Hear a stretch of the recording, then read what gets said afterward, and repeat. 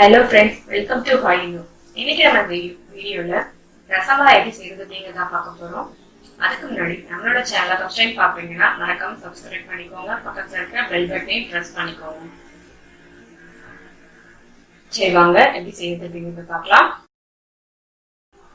ரசமலாய் செய்யறதுக்கு ஃபர்ஸ்ட் நம்ம ஒரு 3/4 லிட்டர் அளவுக்கு பால் எடுத்துக்கோங்க. திக்கான பால் இருந்தா நல்லா இருக்கும். அதுல பனீர் மாதிரி நம்ம அதை பார்த்து வச்சு ரெடி பண்ணணும். அடுத்த மீடியம் ஃப்ளேம்ல வச்சு நான் ஆல்ரெடி காய்ச்சிட்டு இருக்கேன் பாருங்க.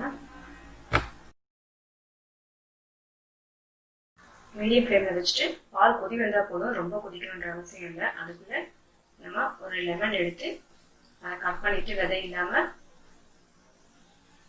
ஃபில்டர் பண்ணி வச்சுக்கலாம். உங்ககிட்ட வினிகர் இருந்தால் நீங்க வினிகர் கூட யூஸ் பண்ணிக்கோங்க. லெமன் பிழிஞ்சிட்டு கொஞ்சமா அதை கூட தண்ணி விட்டு நல்லா மிக்ஸ் பண்ணி வச்சுக்கோங்க.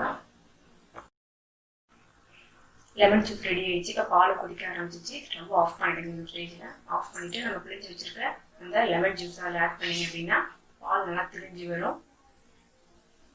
அப்படி சப்போஸ் உங்களுக்கு பால் திரிஞ்சு வரலன்னா அடுப்பை மறுபடியும் ஆஃப் பண்ணிட்டு கொஞ்சம் கொதிக்க விட்டீங்க அப்படின்னா பால் திரிஞ்சிடும்.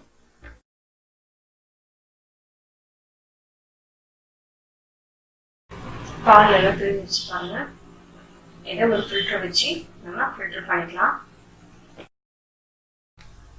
ஃபில்டர் பண்ணதுக்கு அப்புறமா நார்மல் வாட்டரை வச்சு ஒரு 2 அல்லது 3 தடவை நல்லா வாஷ் பண்ணிக்கோங்க. இந்த லெமனோட டேஸ்டும் அதோட ஃப்ளேவரும் நமக்கு அப்பதான் போயிடும். வாஷ் பண்ணதுக்கு அப்புறமா ஒரு துணியில நம்ம ஃபில்டர் பண்ணி வச்சிருக்க அந்த பால் தெரிஞ்சது இதில் போட்டுட்டு நல்லா தண்ணியை ஃபில்டர் பண்ணிடுங்க. கையில் எவ்வளோ முடியுமோ அந்த அளவுக்கு ஃபில்டர் பண்ணிட்டு அதை நல்லா முடிச்சு போட்டுட்டு அது மேலே ஒரு வெயிட் வச்சிட்டிங்கன்னா அதில் இருக்கிற எக்ஸஸான அந்த வாட்டர்லாம் வெளியில வந்துடும். இது ஒரு 1/2 hourல இருந்து ஒரு 1 hour அப்படியே இருக்கட்டும்.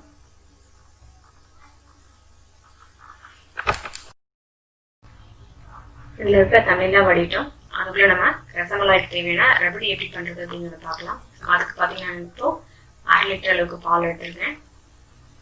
1/2 லிட்டர் பால் எடுத்துட்டு நல்லா காய்ச்சிட்டே இருங்க.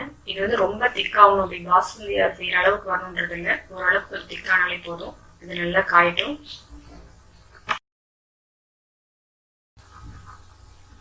இப்போ பார்த்தீங்கன்னா பால் நல்லா கொதிச்சிட்டு இருக்கு. நம்ம இதில் கொஞ்சம் ஃப்ளேவருக்காகவும் இந்த கலருக்காகவும் குங்குமப்பூ ஆட் பண்ண போகிறோம். உங்களுக்கு எந்த அளவுக்கு தேவையோ நீங்கள் அந்த அளவுக்கு ஆட் பண்ணிக்கோங்க.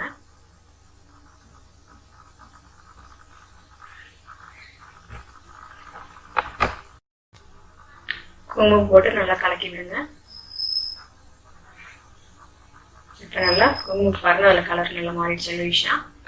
இப்போ நம்ம பொடியை கட் பண்ணி வச்சுருக்கேன் பாதாம் பிஸ்தா இதை நல்லா சேர்த்து அதையும் நல்லா கூட ஒரு 10 to 15 minutes விட்டீங்க நல்லா அந்த வெந்துடும். இதோட ஒரு 1/4 கப் அளவுக்கு சர்க்கரை, 1/2 லிட்டர் பால் அப்படிங்கிறதுனால 3 டீஸ்பூன் அளவுக்கு வரும். நீங்க டேஸ்ட் பார்த்துட்டு உங்களுக்கு என்ன எக்ஸஸா தேவை அப்படின்னா நீங்க ஆட் பண்ணிக்கோங்க. போட்டுட்டு நல்லா இதை கொஞ்ச நேரம் கொதிக்க விடுங்க. அடுத்து சிம்ல வச்சுட்டு கொதிக்க விடுங்க. நம்மளோட இது நல்லா கொதிச்சுன்னா நம்மளோட ரபடி ரெடி ஆயிடும். நம்ம சேர்த்த பாதாம் முந்திரி சர்க்கரை எல்லாம் நல்லா விழுந்துருச்சு. இதில் கொஞ்சமா வாசனைக்காக ஏலக்காய் தூள் சேர்த்துருக்கேன். அதுவும் சேர்த்துட்டு ஒரு 2 நிமிஷம் கொதிச்சா போதும். கொதிச்சதுக்கு அப்புறமா நம்ம ஸ்டவ் ஆஃப் பண்ணிடலாம். நம்மளோட ரபடி ரெடி ஆயிடுச்சு.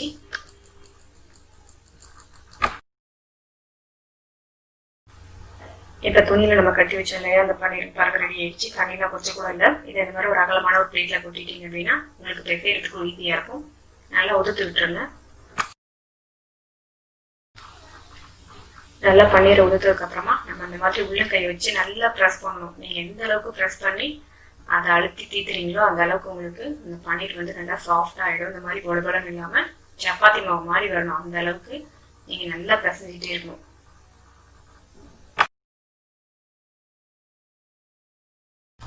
நல்லா நம்ம அழுத்தம் கொடுத்து பிசைப்போ பாத்தீங்கன்னா அந்த சாஃப்ட்னஸ் நல்லாவே வந்து உங்களுக்கு சப்பாத்தி மாவு மாதிரி ஆயிடும். அதுதான் இப்போ கரெக்டா இருக்கும் உங்களுக்கு அந்த ரசமலாய் செய்யறதுக்கு. ரொம்ப சாஃப்டா இருக்கும். இல்லைன்னா ஒன்னோட ஒண்ணு உதிர்ந்து போயிடும்.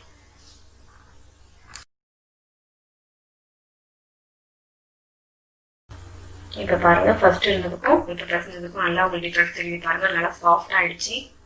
இதை சின்ன சின்ன உருட்டைங்களா எடுத்து நம்ம ஊட்டிக்கலாம். உங்களுக்கு எந்த சைஸ் வேணுமோ சின்னதுனா சின்னது, இல்லை கொஞ்சம் பெரிய சைஸ்லாம் பெருசு கொஞ்சம் சின்னதாக போட்டிங்க அப்படின்னா நம்ம ஜீரா பாகில் வேக வைக்கும்போது கொஞ்சம் பெருசாக வேகும்.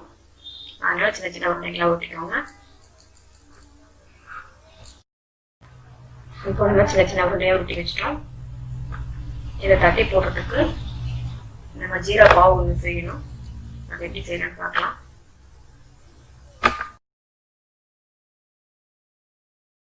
ஒரு கடாயில் 1 கப் சுகர் எடுத்துக்கிட்டீங்கன்னா, அதாவது 200 கிராம் அளவுக்கு சுகர் எடுத்துக்கிறேன். அதில் பார்த்தீங்கன்னா அதே கப்பால் 4 கப் அளவுக்கு தண்ணி ஊற்றிருக்கேன். ஊற்றிட்டு இது நல்லா அந்த சக்கரை தண்ணியில் கரைஞ்சா போதும். இல்லை பாகு பதெல்லாம் எதுவும் கிடையாது. சக்கரை நல்லா தண்ணியில் கரைஞ்சி கொதிக்கும் பொழுது நம்ம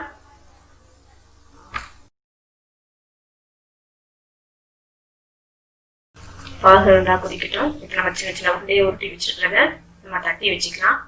இந்த மாதிரி சின்னதாக எடுத்த உருண்டையை நல்லா கையில் உள்ளங்கையில் வச்சு நல்லா ப்ரெஸ் பண்ணிக்கோங்க. நல்லா உருட்டிட்டு ஒரு ப்ரெஸ் பண்ணிங்கன்னா நமக்கு அந்த ஷேப் வந்துடும். சைடில் இந்த ஓரத்தில் விரிசல்லாம் எதுவுமே இல்லாமல் ஷேப் பண்ணிக்கோங்க. இதே மாதிரி நம்ம எடுத்து வச்சுருக்கிற எல்லா உருண்டையுமே நம்ம தட்டி வச்சுக்கலாம்.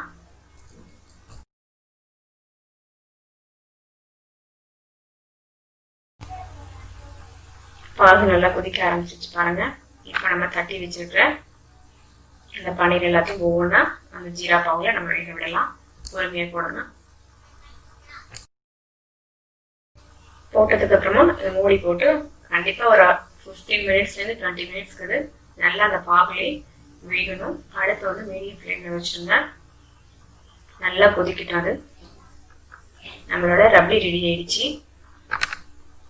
ரசமலாயும் ரெடி ஆயிடுச்சு பாருங்க. இப்போ நல்லா வெந்துட்டு இருக்கு. லைட்டாக அந்த மாதிரி அப்பப்போ பரட்டிக்கிட்டிங்கன்னா 2 சைடில் நல்லா வேகும். இப்போ ஒரு 20 மினிட்ஸ் ஆயிடுச்சு. இப்போ பார்த்தீங்கன்னா அந்த சைஸ் பார்க்கணும். உங்களுக்கு தெரியும், சின்னதுலேருந்து பெருசாக நல்லா டிஃப்ரென்ஸ் இருக்கும்.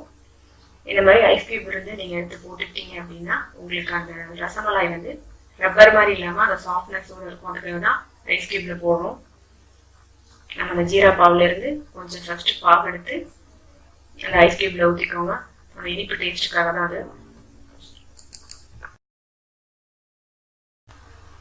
இப்போ ஒவ்வொரு ரசமலாயும் எடுத்து நம்ம அந்த ஐஸ் கியூப்ல போட்டுக்கலாம்.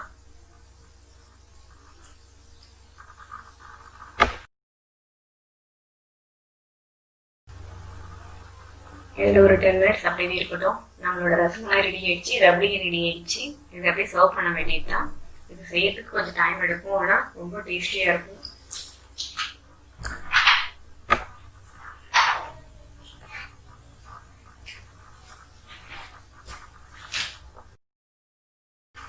நம்ம ரெடி பண்ணி வச்சுருக்க ரபடியில் இந்த பன்னீர் வந்து பார்த்தீங்கன்னா நல்லா இதை ஊறிடுச்சு. இப்போது நம்ம அதை அதில் ப்ரெஸ் பண்ணிட்டோம் அப்படின்னா அதில் இருக்கிற எக்ஸஸான வாட்டர் வந்து வெளியில் வந்துடும். இதை நம்ம ரபடியில் போட்டுட்டு ஒரு 1 ஹவருக்கு நீங்கள் ஃப்ரிட்ஜில் வச்சிட்டிங்க அப்படின்னா நல்லா சில்னஸ் ஆகிடும். நீங்கள் அதுக்கப்புறமா எடுத்து சர்வ் பண்ணிங்கன்னா ரொம்ப டேஸ்டியாக இருக்கும்.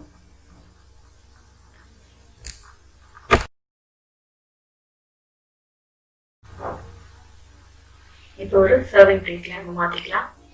அவ்வளோதான், சூப்பரான ரொம்ப டேஸ்டியான ஒரு ரசமலாய் ரெடி ஆயிடுச்சு. நீங்களும் ட்ரை பண்ணி பாருங்கள். எப்படின்னு உங்களோட கமெண்ட்ஸை சொல்லுங்கள். இந்த வீடியோ பிடிச்சதுன்னா லைக் பண்ணுங்கள், ஷேர் பண்ணுங்கள். இன்னும் ஒரு சூப்பரான ரெசிபியோட உங்களை நான் மீட் பண்ணுறேன். தேங்க்யூ.